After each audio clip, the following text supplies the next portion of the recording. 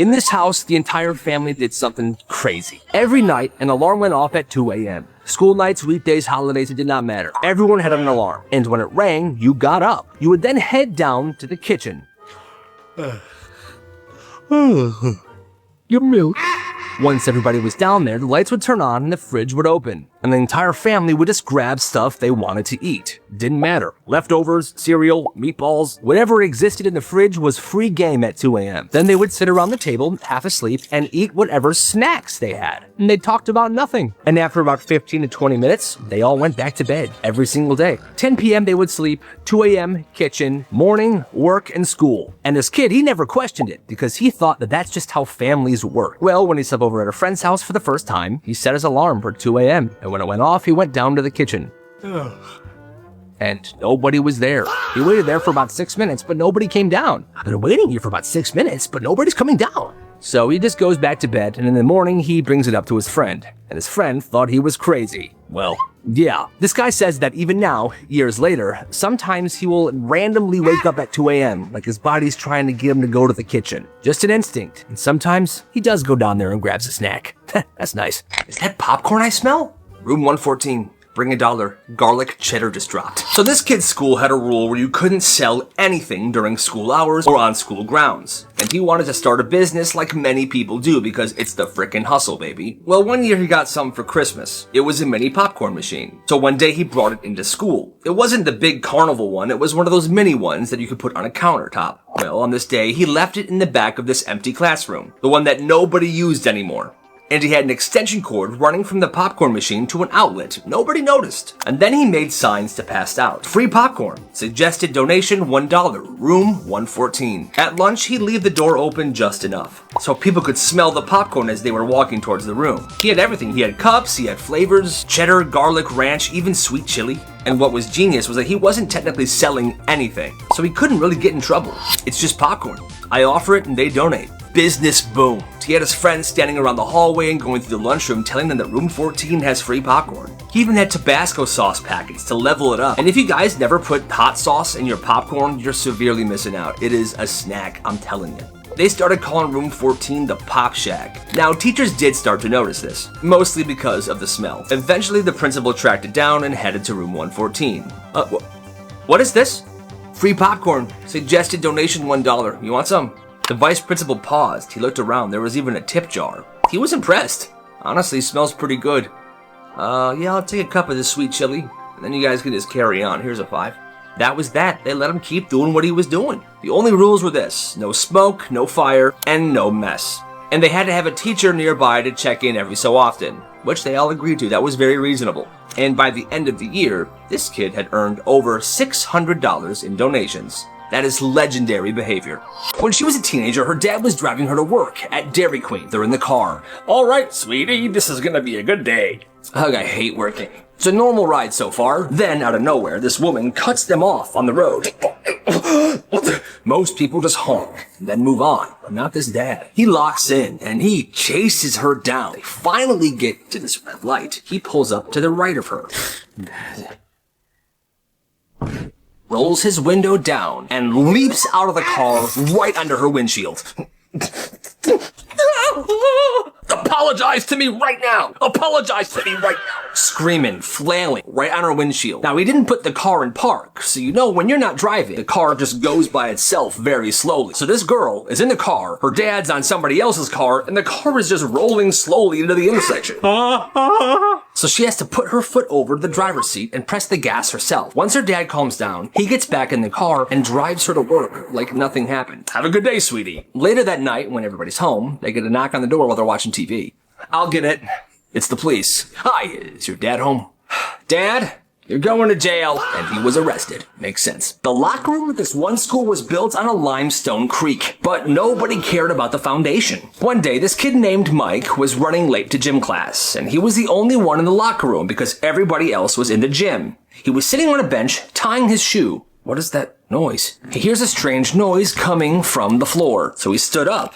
And he felt the ground kind of dip. He realized the floor definitely didn't look right. So when he goes to the gym, he tells the PE teacher, Coach, I think the floor in the locker room is moving and it made a loud noise. But the coach did not care. Oh, you scared of the floorboards now, Mike? The floor isn't moving, you're going crazy. Now everyone's laughing at him. You know what, actually? Get down and give me 20 push-ups right now. So now, middle of the gym, everyone's standing around Mike as he's doing push-ups. Mike's afraid of the floor, isn't that right, coach? Shut up, Billy. At the end of the push-ups, Mike stands up. The coach gives one last word. So from now on, stop being so frickin' soft and get to gym on time. But right as he said that, a loud crash was heard throughout the entire school. They go to the locker room. Oh, look, coach. The floor had collapsed. There was a 5-foot wide hole, and the lockers had fallen in it. It was a frickin' sinkhole. Mike was right. I think Mike was right, coach. You got something to say to me, coach? Yeah.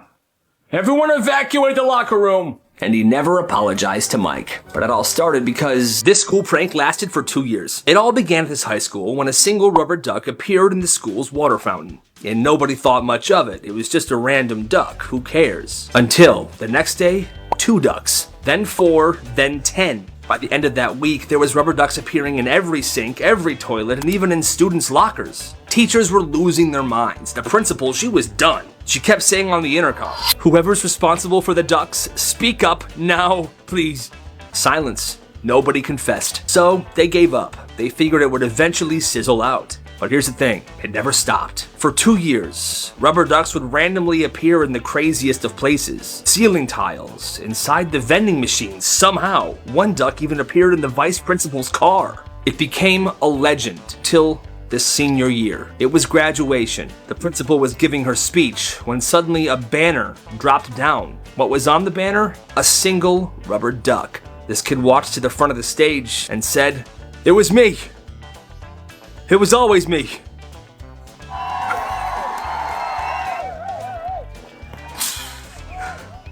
You didn't want to forget your homework in this class, because if you didn't turn it in, you wouldn't get a bad grade or points taken off. She would drag your desk to the front of the room, and you had to face the class instead of the board. Hi, guys. Hi. Now that is awkward, because the entire time someone would be sitting there, they would assume everybody they're looking at, and that is looking at them, is judging them horribly. Even if it's not the case. Awkward eye contact. Kids just pointing and laughing, whispering. Are they talking about me?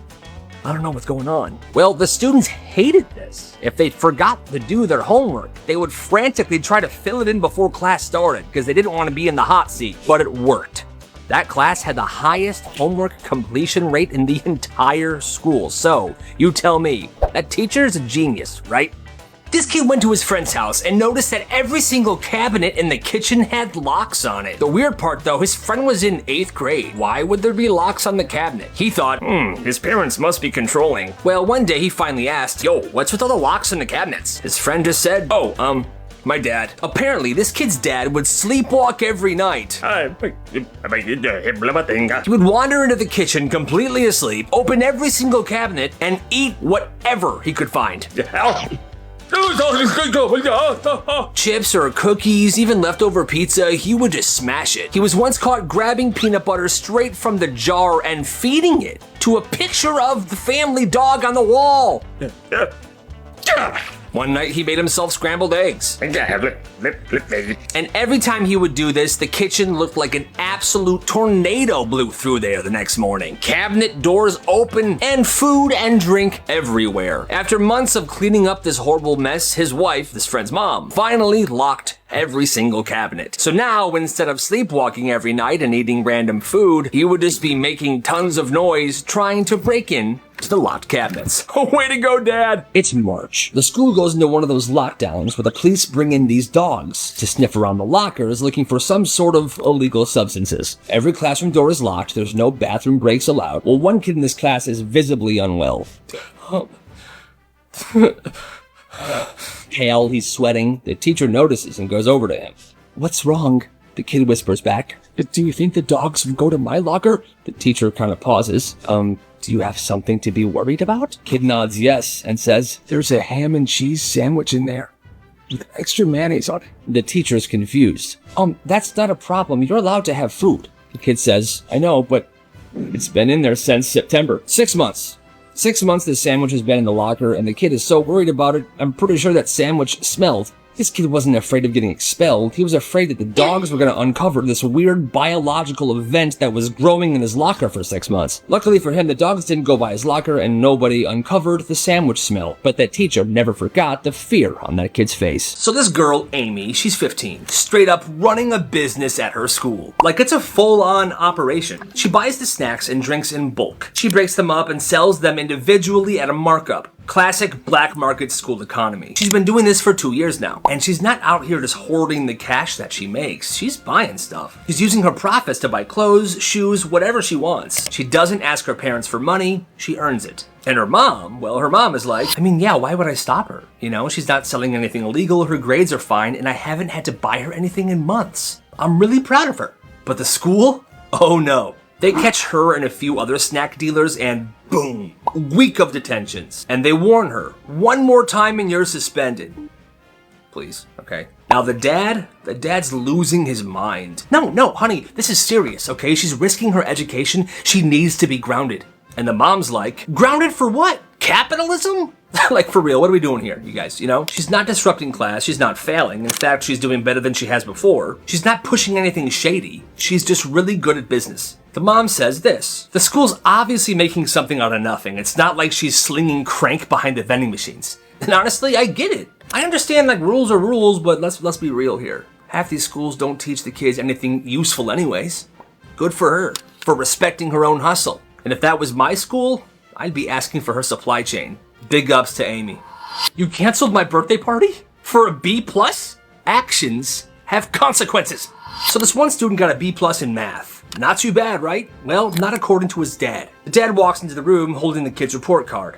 A B+? Are you kidding me? Dad, it's still above average. It's a really hard class. Well, it's not good enough. Give me your phone, now.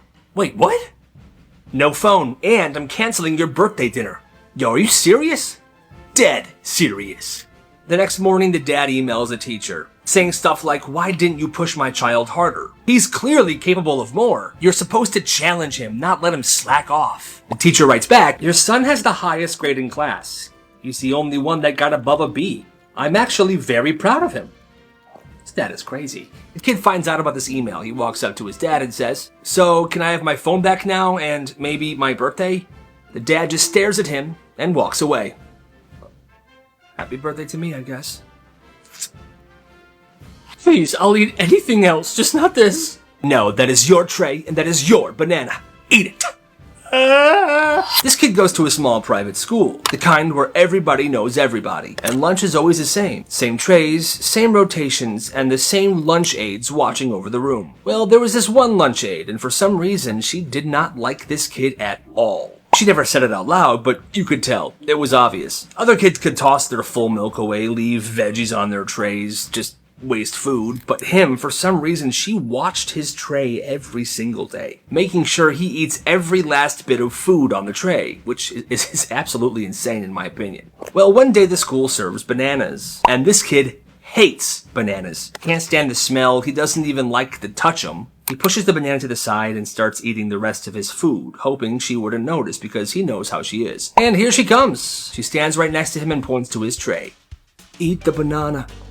I don't like bananas. Doesn't matter, you're not getting up till that tray is empty, young man. Can I give it to somebody else, please? No, it's your lunch. You eat what you were served. While everyone else finishes eating, the table clears out, lunch is over, and he's still sitting there just staring at the banana. Eventually, he picks it up, takes one bite, and gags. Tries again, he gags again, and he throws up right there in the table. You're absolutely pathetic. Then she says this, go to class, and next time, don't make such a big scene. That lady is the worst. There was a kid at this school that got famous for designing lockers. Every weekend, he would go to Five Below, Dollar Tree, or Walmart. He would buy tiny mirrors, magnetic shelves, fake plants, LED light strips, mini rugs, wallpaper, anything that would look cool in a locker. Then his classmates would hire him to completely redesign the inside of their locker. Before he touched anything, he had a series of questions. Do you want modern or a vintage look? You like sports? You want it minimalist? You have a favorite comic book character? What's your favorite color? color. He would then sketch the layout first in a notebook. Then, that night, he would go through all the stuff that he would have from Five Below, Dollar Tree, Walmart, and he would get together what he needed. Now, he only worked on the weekends. You see, his mom worked at the school, and there were events that would happen at the school during the weekends, so he was allowed to go in. And that's when he would design their locker. By Monday, the kids would come in, go to their locker, and it was completely redone. Beautiful. It wasn't free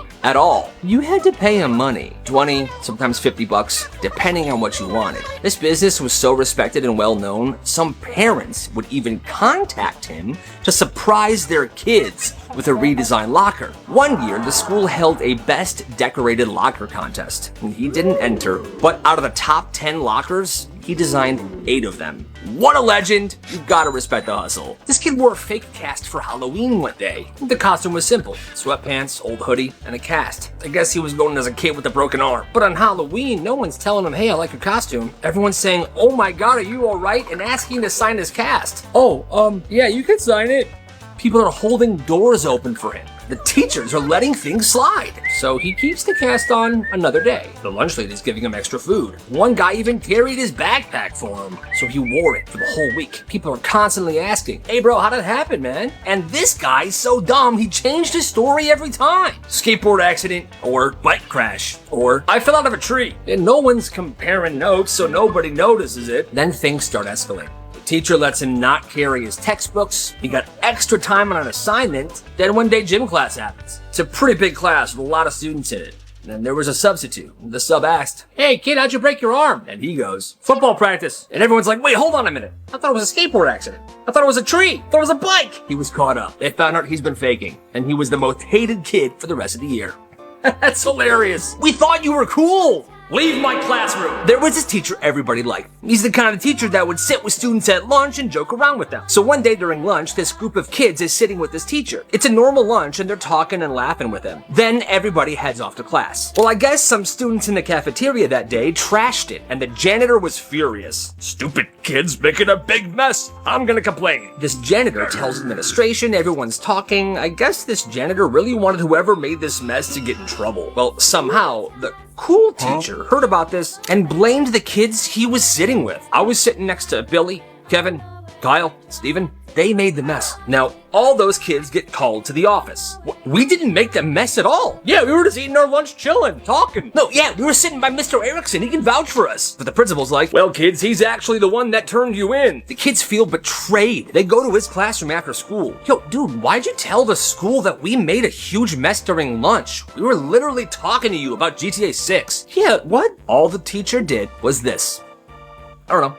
Now get out of my classroom. But that's not where it ends. All those kids went home. But the teacher personally called each and every one of those kids' parents to tell them that they trashed the lunchroom, which is a complete and utter lie. And that's the day all those kids learned a valuable lesson. Sometimes the teacher knows they're innocent, but it doesn't matter anyway. This kid went to a Catholic school in Florida. Florida. And if you've ever been to Florida, you know that there are lizards everywhere. On walls, sidewalks, just chilling by the pool. It's a lovely day. So one day, this little lizard gets inside this school building. It's in a classroom. And everyone's freaking out for some reason. The teacher's consistently saying, nobody touch it! Nobody touch it! And this one kid thought she was scared. That's why she was saying it. So he chased the lizard around. He picked it up. He caught it. Don't worry, miss. I got it. I'll go put him outside. The teacher then gets really weird. Oh, you shouldn't have touched the lizard. Why? You just invited the devil into your soul. That's funny. No, I'm serious.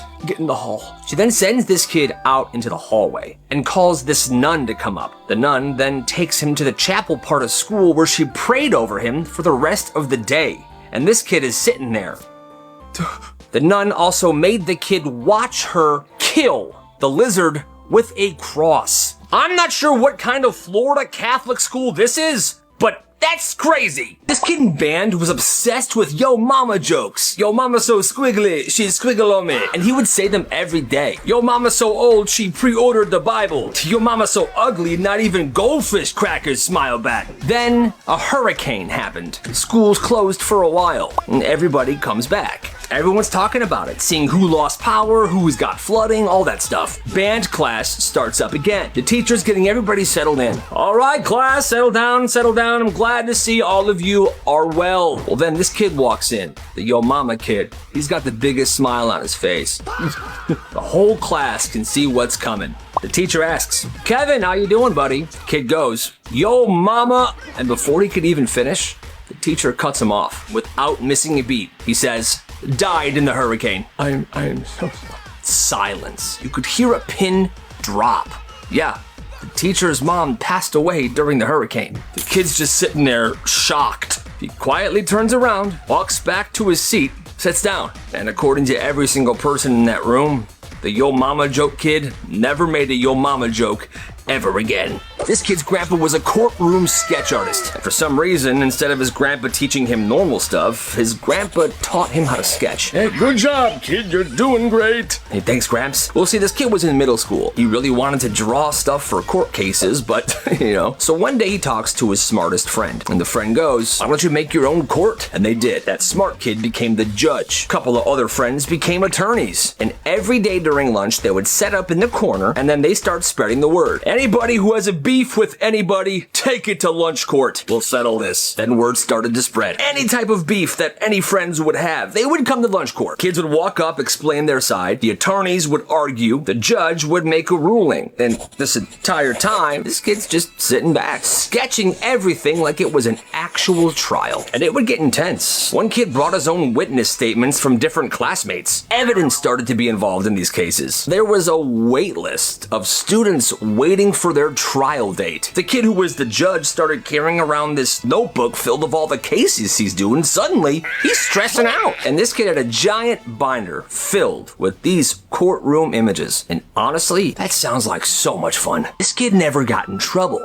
He was quiet. He got good grades, which is why nobody suspected him when everything started. It begins during first period. Some girl in this class suddenly jumps out of her seat. The teacher runs over. Then immediately after, someone hears another scream from a different classroom. And then every 15 minutes, all day, from all around the school, screams. Because why? The screams meant somebody found a mouse. But it's not normal mice. Bright blue mice. Pink mice. Green mice running through the classrooms and the school, and nobody knows where the heck they came from. And because each of these mice were a different color, they figured somebody had to have brought these into school. So they started going around and searching people's backpacks. Well, what nobody knew was that that quiet kid, that smart kid, was preparing for this for weeks. You see, I have a pet snake at my house. He eats mice. I've been stockpiling them, and he was dyeing them different colors using Easter egg dye. Then, on the day of the prank, he shows up to school wearing a trench coat, and he'd modified the inside of the coat so it could fit all of these mice. And all morning long on that particular day, he would walk through the school and slowly, one at a time,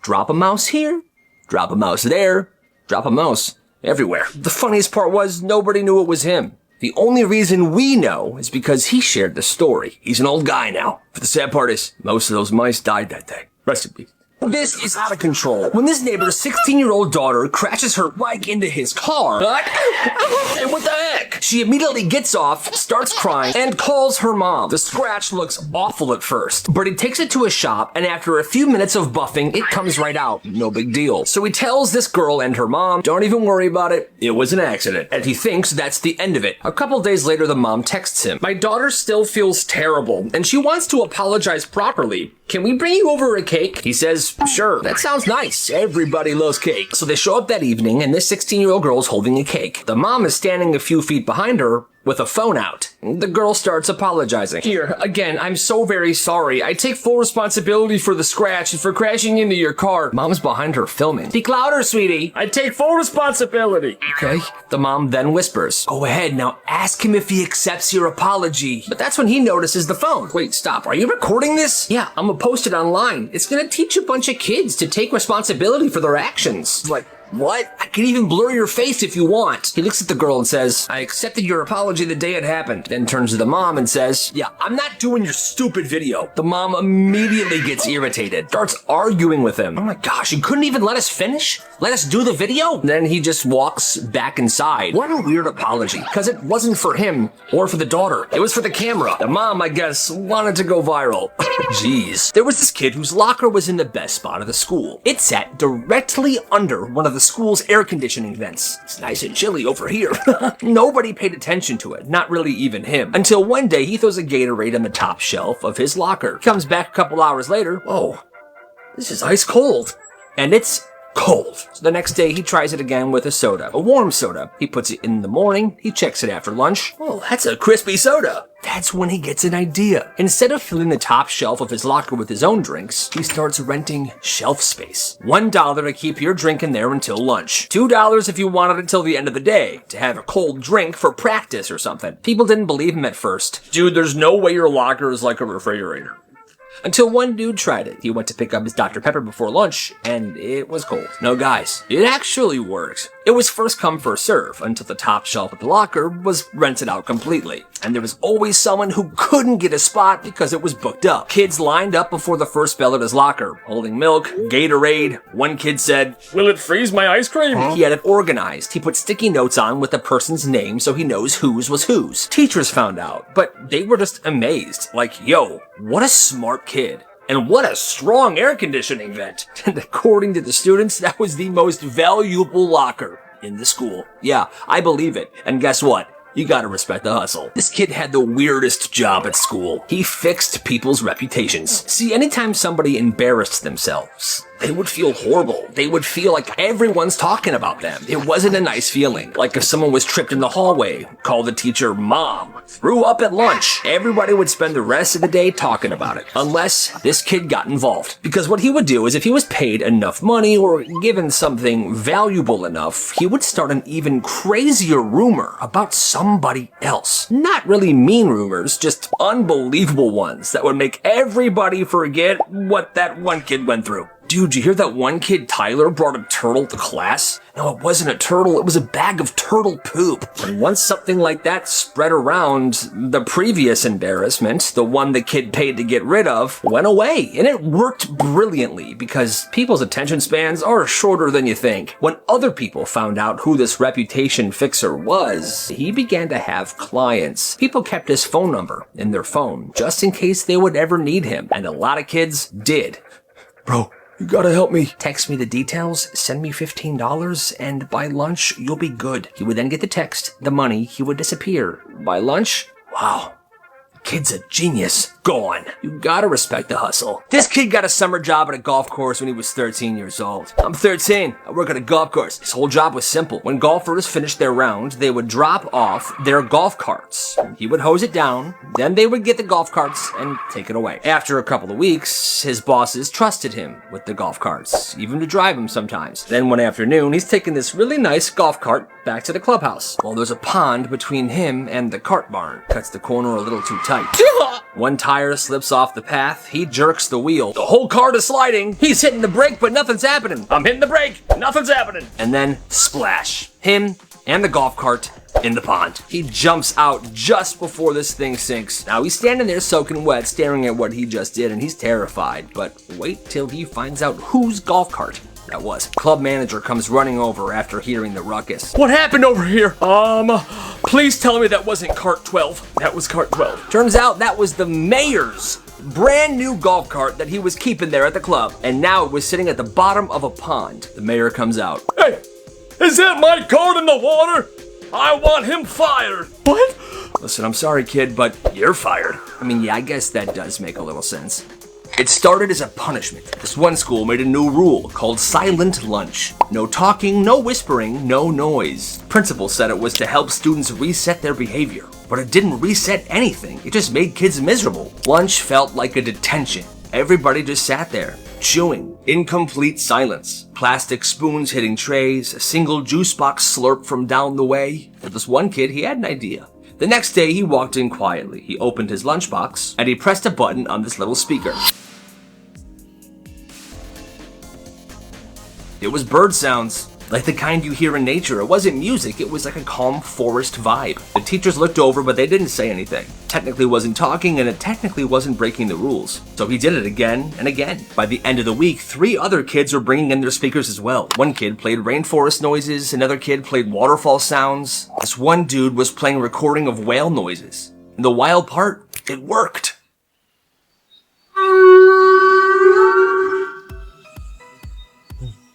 The lunchroom got calmer, but not in a weird way. It felt peaceful. Students were sitting in silence, eating to ambient waterfall loops and jungle bird noises. The teachers were like, honestly, this is not bad. People were loving this. The next week, the principal walked in and froze. The lights were dim. Some kid brought a lava lamp. And this lunchroom, the silent lunchroom, had turned into a full-blown spa. He just stood there blinking, smiled to himself, turned around and left. He thought, maybe I actually did something here. This is nice. And no one said a word. You know, that's actually amazing. Oh my god, my farms! This was back in the Facebook game era. This kid's mom was completely addicted to Farmville. She'd wake up in the morning, pour herself a cup of coffee, and immediately it was farming time. Harvest, harvest, harvest, plant. My farm is looking great. This mom was also kind of a helicopter parent, so she would monitor her kids' activity online as well, which meant she had her kids' Facebook passwords. But more than monitoring their activity, she was also playing Farmville on their accounts. Basically a whole digital farming empire. All of my farms are doing amazing. She took it way too seriously. I'm not sure if any of you remember this or your parents, but Farmville meant business back in the day. One day the kids get grounded for some bogus reason, and the son, he's mad. I'm mad! He wants payback, so he's sitting in his room and he's thinking to himself, what does she love the most? Her farms. So one night, he logs into his Facebook, and he intentionally sabotages everything in his farm. Then he goes on the family computer. His mom's already logged in. He goes to her precious farm and completely sabotages everything there as well. Selling, deleting, harvesting too early. The next morning, he hears it. He's still in his bed. From downstairs, he hears the yelling. What happened to my farm? What happened to all my farms? Panic and fast-clicking mouse noises filled the air. She spends the whole day absolutely furious, talking about hackers, emailing Facebook. She never put 2 and 2 together that her son probably did this, but he knew, and it made him so happy.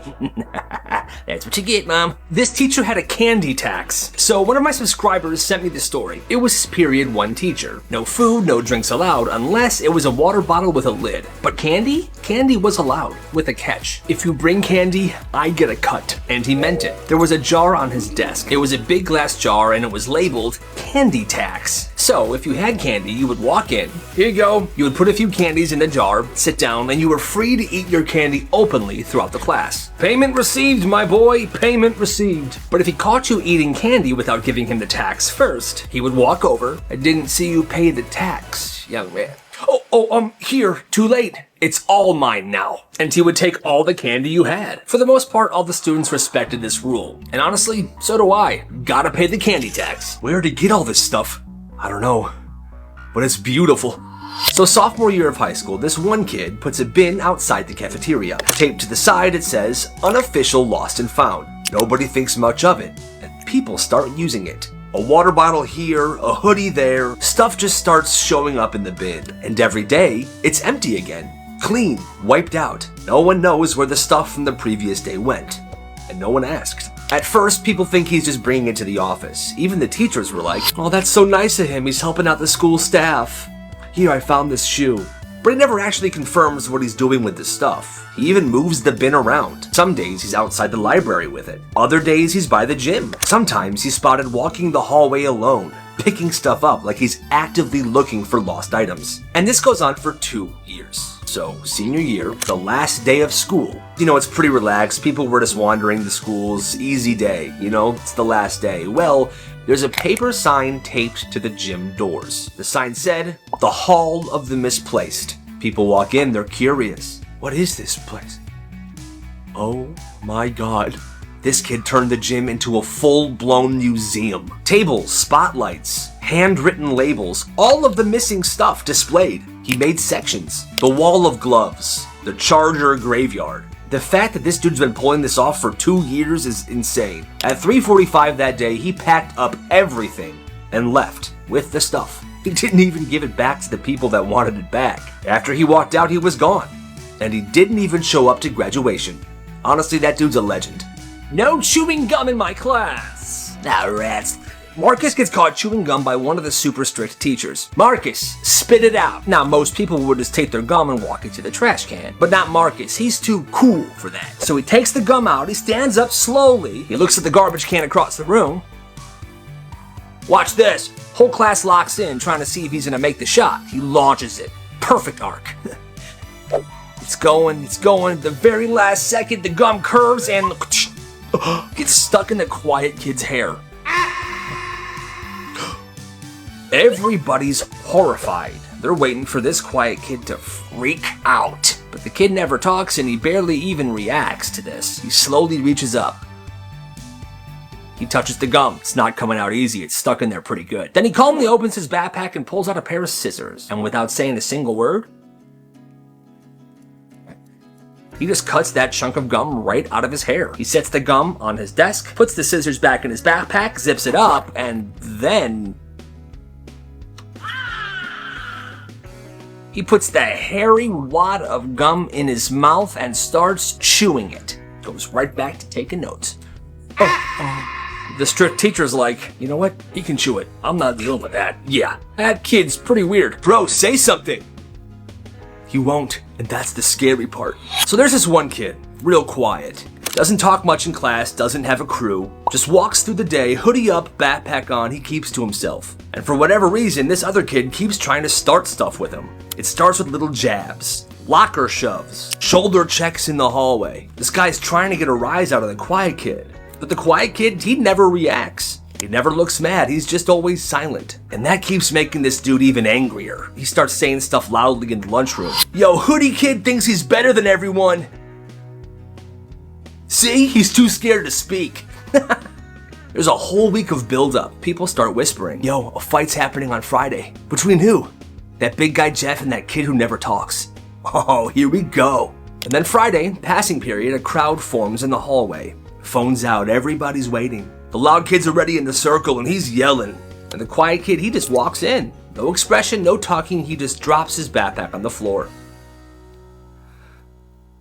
Oh, you're showing up now, huh? You scared? You scared, man? Quiet kid says nothing. Say something, bro. Still nothing. So the loud kid swings. He misses. And the quiet kid, one move.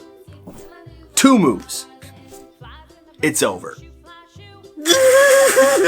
He picks up his backpack and he walks away. By 7th period, people are calling him Silent Mike. The next day, Silent Mike doesn't talk unless it's important. He once got bumped in the hallway and didn't blink. He never even messed up his hoodie. One teacher goes, wait, who's Mike? The Silent Mike nickname didn't really make sense because kid's real name is Darren. There was a family who kept the same gallon of unopened chocolate milk for 6 years. When the dad bought it 6 years ago, nobody was allowed to drink it. He was convinced that unopened food and beverage would become a collectible and rare over time. He started referring to the milk as an investment. Every few months, he would take it out of the fridge, polish it down, and put it back in the exact same spot. The kids weren't even allowed to move it. One afternoon, the son was moving it around looking for a juice box in the fridge. Careful! That could pay for your college one day! Sure it will, Dad. Sure it will. He's insane. They all thought their dad was insane, but the dad kept researching old food online, on eBay, and kept showing the family. See, look, this unopened bag of chips sold for $2,000 last year. Yeah, Dad, that's chips. You're saving milk. Eventually, he bought a tiny refrigerator just to keep this gallon of milk in, and he put a lock on it. The family begged him to throw it away every single day, but he wouldn't. By the end of year 6, this gallon of milk was getting swollen. And one night, they heard a pop coming from the garage. He goes in there. The milk carton had exploded in that tiny fridge that he bought. The smell was so bad, they had to hire a crime scene cleanup company to come and clean it up. This kid said his dad wouldn't stop crying for days. That's pretty sus. This kid treated getting to lunch like it was the Olympics. The second the lunch bell rang, he was gone. He'd speed walk through the halls, weave around teachers, and sprint down the stairs because he wanted to be the first kid in line. His friends could never keep up. One afternoon, he came flying down the main staircase, taking 3 steps at a time like a pro. Well, he was moving too fast that the last few steps, he fell, and he fell bad. The cafeteria doors were right there. Everyone was coming behind him, and they all saw it, pointing at him, laughing. Loser! His own friends walked past him, and one of his friends looked down at him and said, "Bro, if you get up and hurry, you can still be first in line." Well, that awoken something in him, because he got up, and he limped his way to the cafeteria, and somehow he was second in line. Yes! But after school that day, his knee was so swollen, his mom had to take him to the doctor. He was so proud of what he accomplished. But the next day, he took a little bit more time getting to lunch.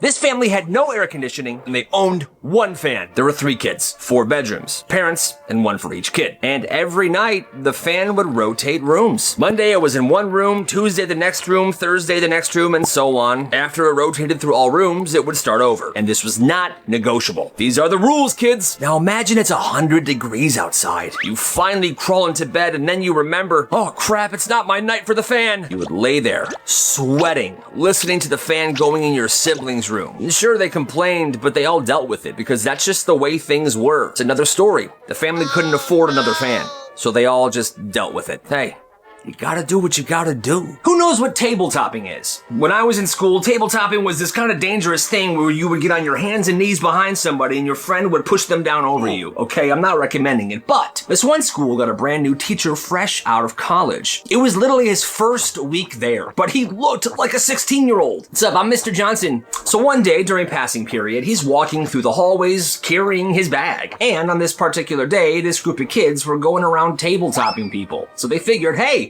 that's a student, let's tabletop him. Yo, next victim. Perfect. So these goofballs decide to go for it. One of them gets in front of him and says, "Hey, what's up, bro?" Hey. While the other gets behind him on all 4s, and he pushes.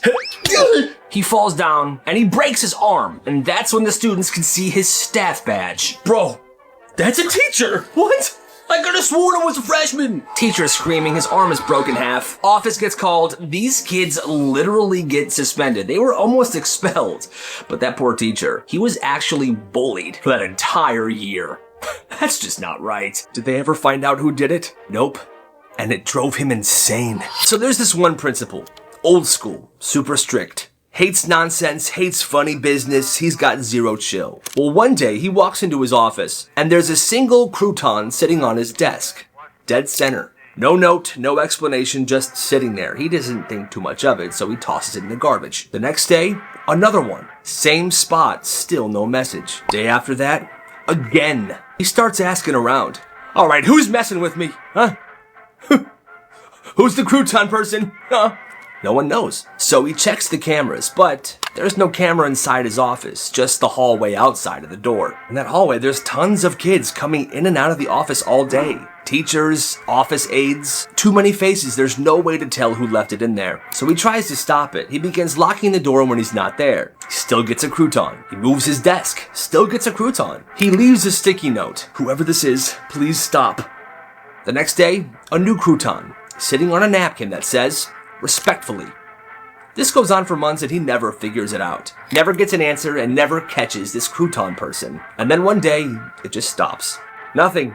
The desk stays empty. No note, no crumb, no crouton. He retires the next year, but the day he left that job, he put a framed photo on the wall of the crouton sitting on a napkin, and below it, it said, "Unsolved."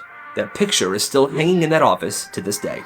Good morning, this is Channel 3 School News with your top story. At approximately 9:08 a.m. yesterday, a 6th grade student constructed a fully functional toll booth in the main hallway, using nothing but masking tape, a clipboard, and what seemed to be a strong sense of purpose. Eyewitnesses state the student was wearing sunglasses and would stand there with his hand out, calmly stating, "That's $1 to pass, exact change only." Over the next 12 minutes, multiple students complied. One teacher walked through without paying, and she was booed. It's just, what makes you so special? We're all paying the toll, so should you. So we booed her. By 9:20 a.m., this student had collected $28 in singles and exact change. He offered receipts, he stamped hands. He told students premium passes were coming soon. When asked why he was doing this, this was his reply. It's a good idea, right? I just came up with it. And I thought there's no way I'm going to get away with this. But I did. As the morning went on, the hallway bottlenecked. The late bell rang. Chaos was beginning to ensue. By 9:26 a.m., administration intervened. The toll booth was dismantled, the tape was peeled, and the clipboard was seized. When asked if he had any other things planned in the near future, he responded, "Oh, just you wait." And back to you. So this one guy's at Lowe's, and he's shopping solo. DIY plumbing situation. He's in the aisle looking for parts. He's totally zoned in. When, out of nowhere, he kind of tweaks and had a little freak out moment. Turns out, it was a yellow lab. The dog sniffed him. That's it, just a little snout boop. Nothing more. But this guy spins around like, what the hell, man? And the dog owner is like, you'll be alright, man, chill. Now, any normal person would have taken a breath and been like, okay, yeah, you're right. Hi, what a good boy, you know? But this guy loses it. That is not your call to make. Don't tell me I'll be alright. Are you kidding me? He's just full-blown going off on this dude. And the guy calmly says this. You know Lowe's is dog-friendly, right? He sniffed you, man. Big deal. You're just being a jackass now. And our guy says this right before he walks away. Off. He grabs his stuff. He storms to customer service. I want to file a complaint. About what? A dog sniffed me. So yeah, he left mad, still very much heated, over a dog sniff. Imagine being that guy. It's the first day of a new semester, and this teacher is having everybody in class give a personal story, one by one, and they had 10 minutes to think of one. Then each student comes up to give their 3-minute introduction speech. Normal stuff, but obviously people are panicking. But they came up with their stories, like summer jobs, broken bones, embarrassing vacations. Well, one girl instantly raises her hand. I'll go first. Okay, I like your enthusiasm. Get on up here. She's confident and she is smiling. She walks to the front of the classroom. She starts talking about how her parents owned a retiring home, how they worked hard and built their business from the ground up. She said how the retirement home had these huge aquariums in the lobby filled with fish. The whole room's nodding. Well, that's sweet. This is a nice story. But then she says, yeah, me and my brother got bored one day, so we smashed the aquarium glass. People looked up like, what? Grabbed a fork from the kitchen. The teacher's like, and stabbed each fish. One by one. The class is horrified. She then smiles and says, so yeah, that's my story. Nobody clapped, the teacher had no idea what to say, and nobody talked to her for the rest of the year. Yeah, I wouldn't either. She sounds insane. The most uncomfortable dinner ever, so this kid gets invited to his friend's house for dinner. Everyone's sitting at the table and the drinks are poured. This kid said that he wants, milk please. He gets poured milk, everyone else gets poured their drinks, and they start to eat dinner, but then he takes a sip of his milk.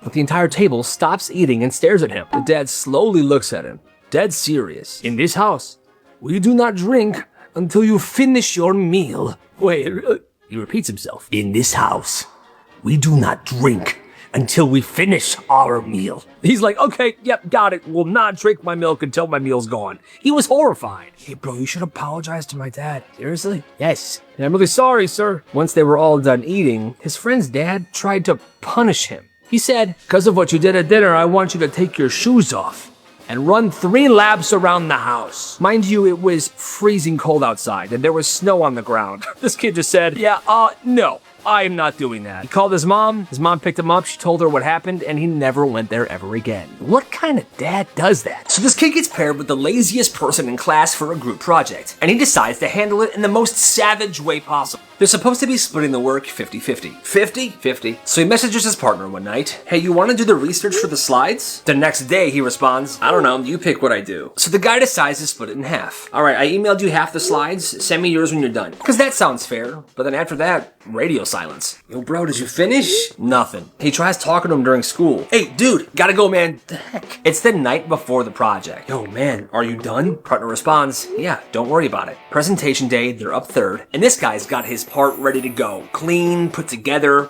He did his research, he's solid. His partner shows up with nothing. Literally nothing. Bro, where's your part? I thought we're just gonna wing it. Teacher calls him up. Okay, let's see what you two have. They stand up and this kid goes first. He goes to his slides. Okay, so we each did half of the work. I'm gonna go first. He presents it flawlessly. He's confident, well-researched, and then he looks to his partner. All right, man, your turn.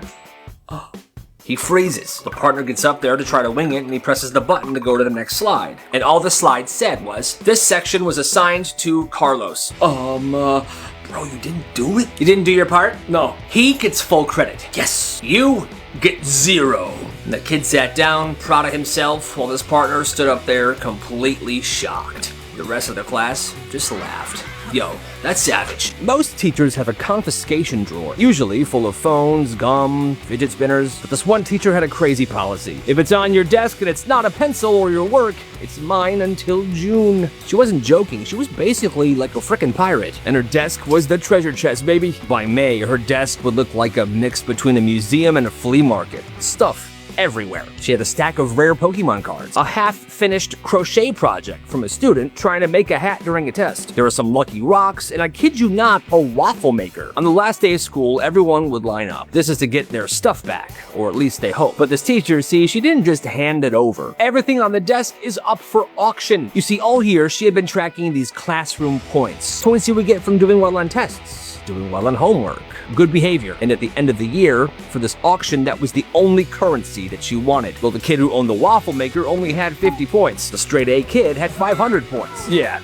I want the waffle maker. Oh, man. But there was a bidding war. All I wanted, 150 points, 200 points. At the end of the day, pretty much everyone walked away with something that wasn't theirs to begin with. And honestly, that sounds kind of fun. If I were in that class, I would rack up those points as much as I could, and I would take all the stuff. That's crazy. So this small town school incorporated a new rule. No hats ever. Not in class, not in the hallways, not even during lunch. Didn't matter the type. Snapback? No. What? Baseball cap? No. Huh?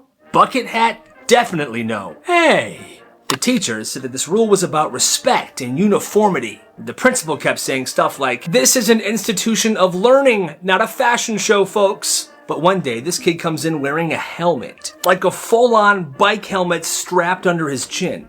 You know, just sitting in class like it's completely normal. The teacher sees him. Why are you wearing a helmet in my class? You know the rules, no hats. Oh, it's not a hat. It's for safety.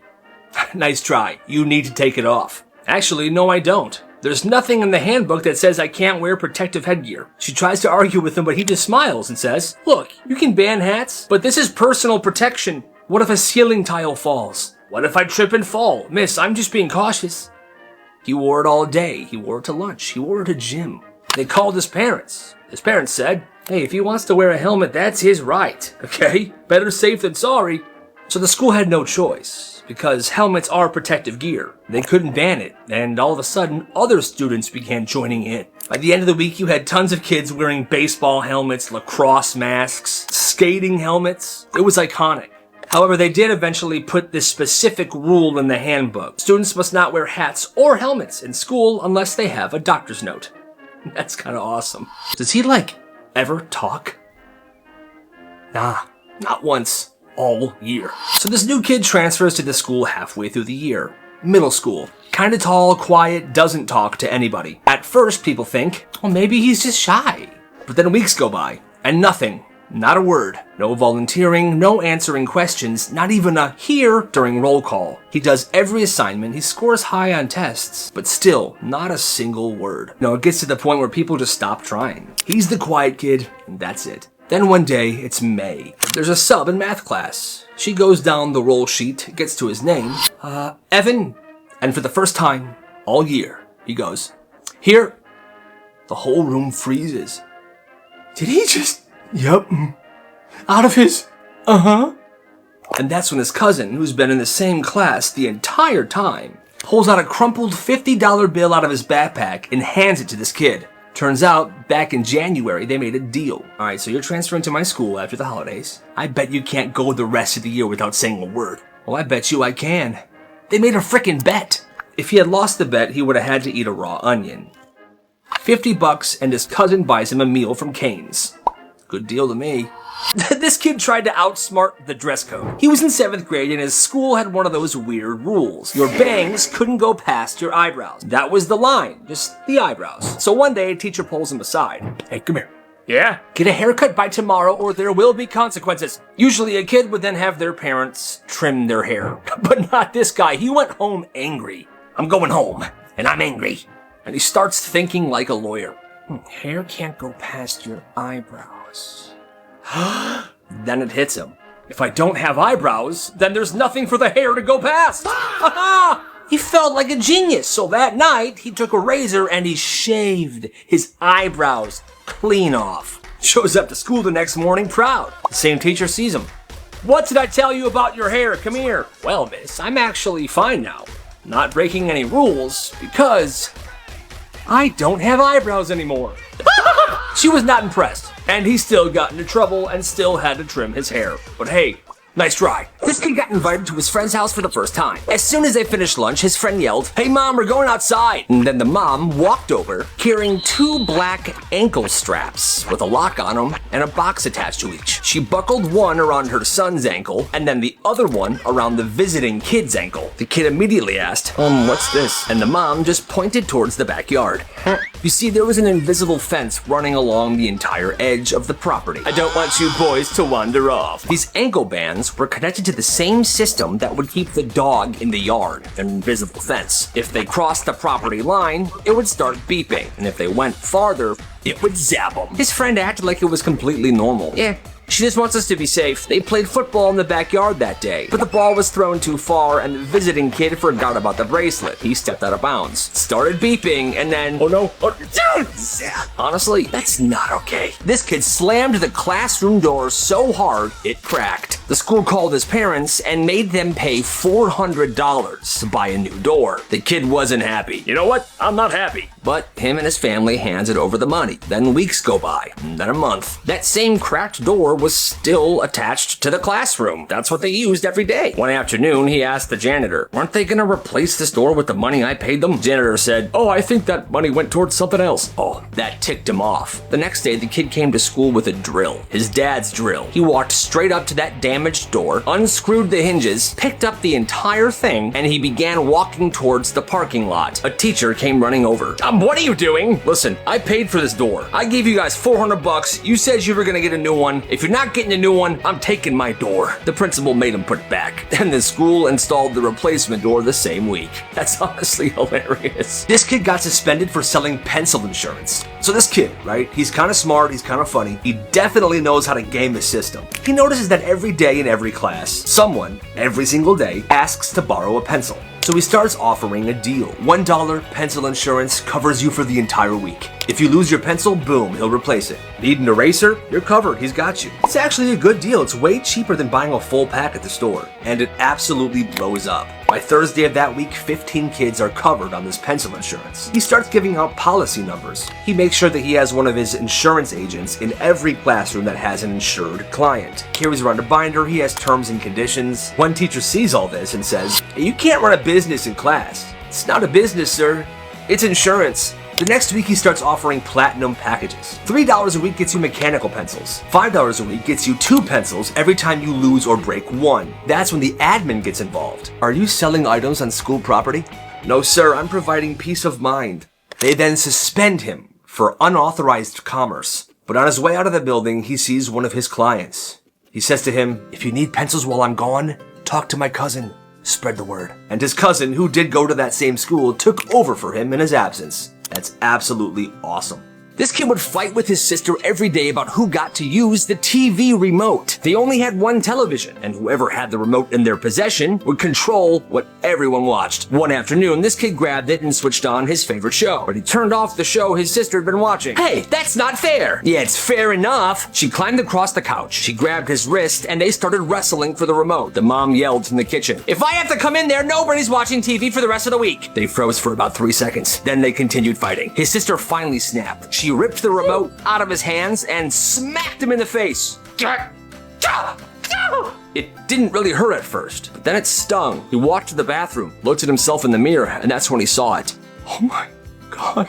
There was a perfect rectangular mark on his face, and inside the rectangle, backwards, but completely readable, it said, Made in China. Oh God! Their mom took one look at it and knew exactly what happened. Both of the kids were grounded from TV for the rest of the week, but that mark remained on his face for a long time. He was walking around looking like he'd been manufactured overseas. It's insane. At one high school, there was a kid who loved his cat more than anything. He'd had the cat since he was a little tyke. They grew up together. The cat slept at the end of the bed every single night. Well, eventually the cat got old and passed away. No! No. And the family buried it. Or at least that's what people thought. A few weeks later, this kid starts talking to his parents about taxidermy, which is when you stuff an animal to display on a wall or a mantle. You know, you've seen fish or deer. Well, his parents think he's joking at first, but after more conversations, they realize that he's dead serious. He was so attached to the cat, he couldn't part with it, so they actually had it preserved. Now here's where the story gets a little strange. There was one teacher at his school that he really looked up to. This teacher always encouraged him, always asked him how his cat was doing. So one morning he decides he's gonna bring his stuffed cat to school to show his teacher. He walks into school carrying a big box. The teacher smiles. "Morning, miss." "Hey, sweetie, how are you?" "I want to show you something." "Oh, okay. What's in there?" He sets the big box on her desk, opens the top, and pulls out the stuffed cat, hands it to her. "Here." "Oh my God, what is it?" "It's Mr. Whiskers. I had him stuffed." "Oh, that's lovely." Now at this point, there were other students in the classroom as well, and they were horrified. Nobody knows what to say, and this kid's just standing there smiling like he did something good. And every day for the rest of that year, he carried around his stuffed cat, and people just let him. That's grief for you. You never know how someone's gonna handle it. Senior year, somebody pulled the most evil school prank anyone has ever seen. Started during first period in math class. Dead quiet, the teachers are writing notes on the board, and out of nowhere, faintly, you heard Baby Shark Song. What is that? The whole class looks up, the teacher stops writing. "Whoever's playing that, turn it off!" Then the music cuts off and everyone's confused for a second. Then 10 minutes later it happens again, but it's louder this time. Yo, what is going on? This time, it wouldn't stop. The song was on repeat. People are laughing, the teachers are losing their minds, and the staff is looking for where this is coming from. Nobody could find it. And then a little bit later, it gets worse. The song is playing everywhere. It's obviously coming from multiple different speakers. In the science room, in the bathrooms, above the cafeteria, and every single speaker is synced together. And it disrupts the entire school day because kids can't focus, teachers can't teach. Every time they find one speaker, the other ones get louder. Apparently the seniors had hidden these Bluetooth speakers in ceiling tiles, nooks, crannies behind lockers. There was even one in the trophy case. It took almost 3 full hours to find each and every one of them. Let's just say every single student and teacher in that school had Baby Shark stuck in their head for at least a month after that. That, my friends, is genius. This kid had terrible handwriting. Like, teachers would sigh whenever they saw his papers. Good Lord! So when this kid's class had to turn in a handwritten essay, he decided he was gonna actually try. I'm gonna actually try. So the night before it was due, he sat down. He had his pencil there and he was ready to get to work. He took his time. If a word was sloppy, he erased it. And he did it again. Slowed the letters down. He was doing a really good job. The next day, he turned it in proud. It wasn't perfect, but it was way, way better than how he usually writes. Well, get this. The teacher looks at it and goes, whose handwriting is this? Mine. You proud of me? No, your handwriting has never looked like this. Somebody wrote this for you. Who did it? I promise you, I wrote it. No, you didn't. This is cheating. Cheating? No, it's handwriting. I worked hard to make my handwriting better. So now you're getting smart with me. All right, I'm writing you up. She drags him into the hallway. She's lecturing him about academic honesty. He tries to say, listen, I practiced. You told me to practice. She doesn't believe him. She calls home. The mom shows up. She knows how hard her son worked on this. She's furious. Okay, so my son is in trouble because he tried. He worked on his handwriting and now he's getting written up. Are you out of your mind? It doesn't make sense. The handwriting progress was too fast. That's the dumbest thing I've ever heard. They bring in the principal and they make this kid write a paragraph in front of them to prove that he actually did write this essay. He sits down, he writes it. It took him a long time, but he did it. It was the same improved handwriting. The principal looks at the teacher. You owe him an apology. Teacher, red-faced, mumbling, I'm sorry for accusing you. Sure. They left, he gets an A on the paper, and she never confronts him about anything ever again. After that year, she retired. This girl was 13 years old when this happened. Her stepmom had been in her life for 3 years, but they still weren't close. She didn't listen to her stepmom, she didn't really trust her, and she would make that clear. I don't trust you. I don't care. Well, that week, her dad was overseas for a funeral, so it was just her and her stepmom. And he was going to be there for 3 weeks. So every day, her stepmom would pick her up from school at 3. But she would always come out of school late, like 30 to 45 minutes late, which is kind of crazy and a bit annoying. I've been waiting here for 45 minutes. This is the 3rd day in a row. And the kid would just roll her eyes. Get over it. So one day, the stepmom decides she's not going to wait. She's not going to show up. She's gonna let her figure it out herself. So the next day, she doesn't go to the school. She stays home and then she just waits. So at 7 p.m., she finally is like, yo, I should call my stepdaughter. But she doesn't answer. So she calls the school. Hi, yes, I'm wondering, is Kayla Johnson still there? Kayla Johnson? No, she walked home at around 3:30. Oh no. Yeah, she messed up. She panics, she calls the neighbors, she calls the police. Eventually, they find her in somebody's backyard a few blocks away. What happened was she tried cutting through yards to get home. Well, one yard had a dog, and it bit her in the leg. Badly. She limped away, realized her phone was dead, so she sat down and just cried. I mean, yeah, she shouldn't have went through someone's backyard, but still, this girl's 13. Her stepmom is responsible for her. The dad caught a flight that night. Are you kidding me? You let this happen. I'm at the airport right now. I am So done. The daughter now has a permanent scar, and the dad left the stepmom. And like I said, the girl was 13 years old. You can't just do that. Messed up. This class was visiting a local science center for a field trip. But when they all got on the bus, the teacher was like, wait, did anybody bring the name tags? Miss, that's your job. Turns out this museum requires name tags, especially for field trips. And they were already on the bus. So right then and there, she pulls out a Sharpie. All right.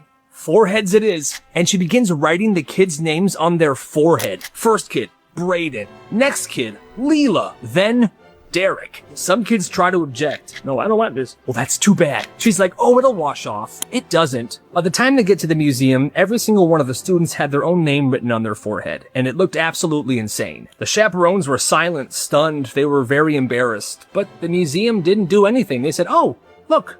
There's students and there's their names. Everything's fine. Well, 3 days later, kids still had ghost letters of their name on their forehead because it was permanent frickin' marker. Parents were absolutely furious. There was even kind of like a protest at the next school board. Moms were holding signs that said, my kid is not a whiteboard. And the teacher retired early that year. Yeah, sounds like she was kind of losing it. Here's what happens when your coach smashes your phone. This school's basketball coach was pretty intense. All right, huddle up, everybody. Time for team talk. It was one day after practice, and everybody was huddled up by the coach for like a regroup thing. But this kid named Johnny was on his phone. Hey, Johnny, come on, man. This is team huddle. Give me your phone right now. Johnny hands it over, thinking he's just gonna get a lecture. Fine. Coach takes the phone, walks straight into the equipment room, and slams the door. And then everybody hears it. The sound of smashing, cracking, screaming from the coach. Johnny's stomach drops. His phone was brand new. His parents saved up for 3 months to get it for him for his birthday. He's shaking. He's almost crying. The coach walks back out, holding a mangled piece of metal and glass. Here's what happens when you're not paying attention, kid. Johnny notices something immediately. The mangled phone was way too light. He flips it over and realizes it's not even real. It's a dummy phone from the school drama department. Your real phone's in my office. Maybe now you'll lock in during team time, okay? From that day on, Johnny left his phone far away in the locker during practice. Dude, that coach is kinda awesome.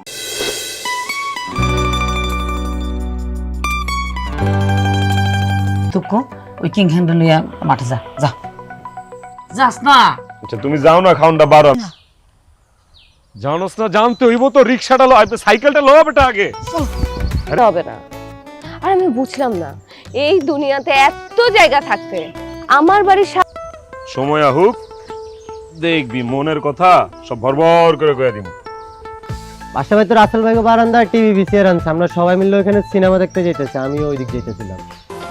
कभी कभी जीतने के लिए कुछ हारना भी पड़ता है।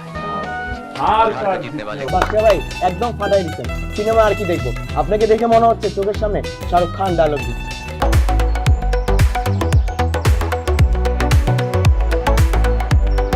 টাকা নষ্ট করছ তুই সিনেমা টিভি দেখাস। तुमने तो कहा था कि तुम्हारे पापा के सामने ये एक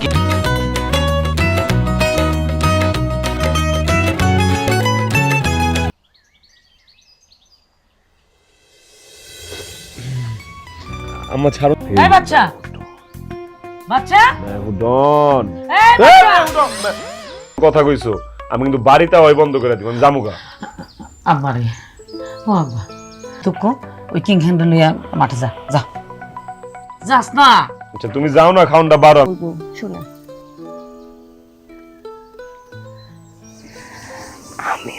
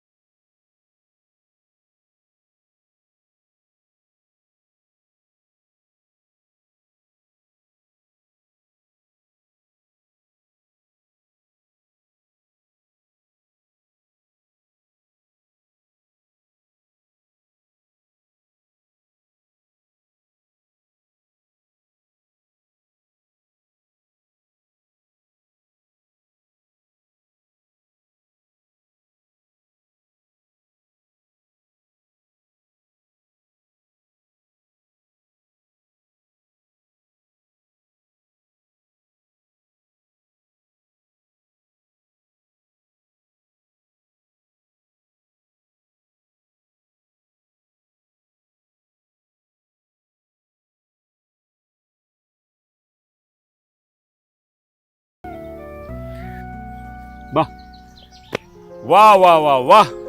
দেখো আমাদের সম্পর্ক থেকে এখন শাহরুখ বড় হয়ে গেছে। আমার কি ভয় হইতেছে জানো? হ্যাঁ,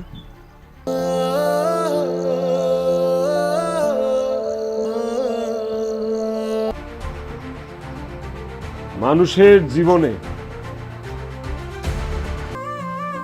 স্বপ্নে, কল্পনায়, ধ্যানে জ্ঞানে সব জায়গায় আপনি।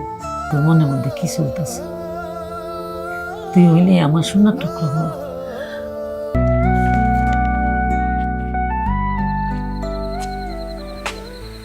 সাহায্য করো পার্টি সিলেক্ট করতে। আমি তো একটা অপশন নিয়ে আসছি। হ্যাঁ,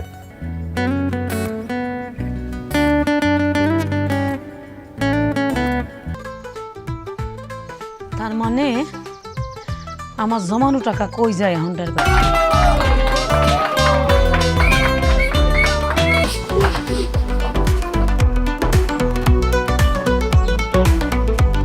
কি বাড়ি কই? প্রিয়া পাশে গ্রামে থাকে।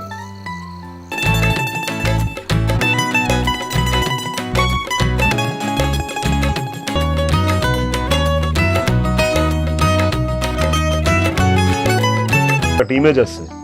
এই বলো তো কি এর ইমেজ? হ্যাঁ, সারাদিন সংসার যেরকম চা নাস্তাটা কইরা তাড়াতাড়ি ছাগলটা ভুল হয়েছে, ভুল করছে তো ওই কিং হ্যান্ড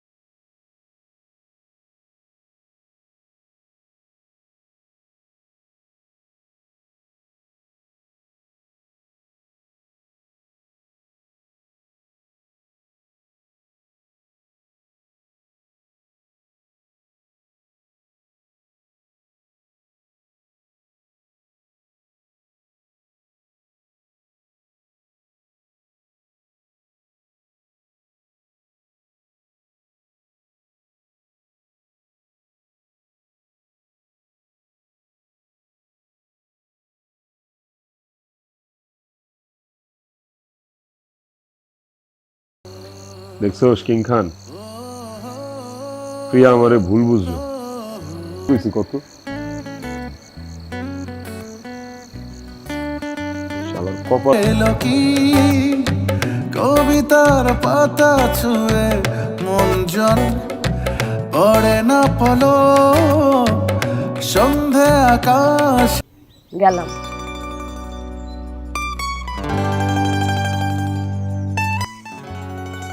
প্রথম প্রথম তো শাহরুখ খানের মতো হিরোইজম দেখাইছেন, আর এখন মনের কথা বলছি।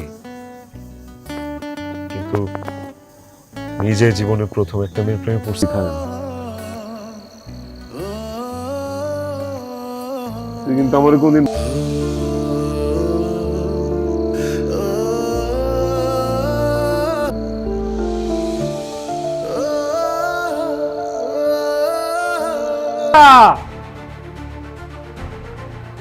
আমি কিং খান।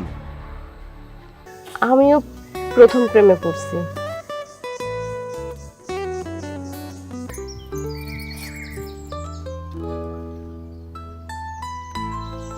কবিতার পাতা ছুঁয়ে মন জনাকি বেলা। মায়ের হাতের রান্না কিন্তু আমার মা তো দিয়েছিলেন। শাহরুখের প্রত্যেকটা কি সমস্যা?